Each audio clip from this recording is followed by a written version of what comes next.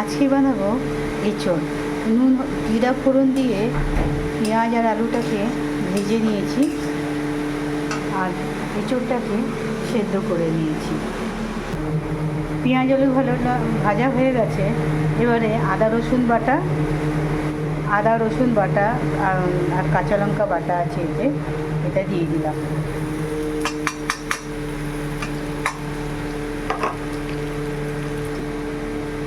মশলা কষা হয়ে গেছে। এবারে এতে এঁচোড়গুলো দিয়ে দেবো।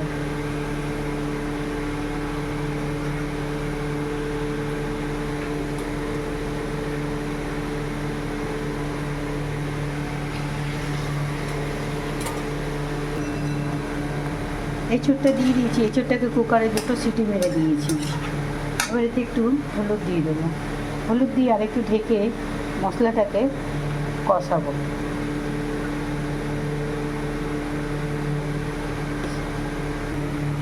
এবার মশলাটা ভাজা হয়ে গেছে। এবার এতে জল দিয়ে দেবো। জলটা পরিমাণ মতন দেবেন, না খুব মাখা মাখা হবে।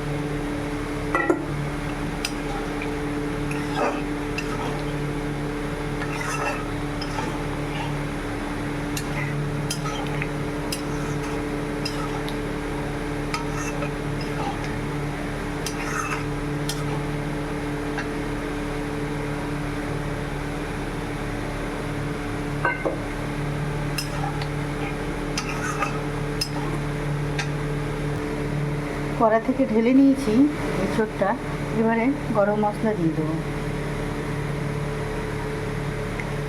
তরকারিটা ফুটে গেলে নামিয়ে নেব। এবারে পরিবেশন করুন গরম গরম ভাতের সঙ্গে বা পরোটার সঙ্গে। খুব দুর্দান্ত লাগবে। একবার টেস্ট করে দেবেন, ভালো লাগলে একটা লাইক করে দেবেন।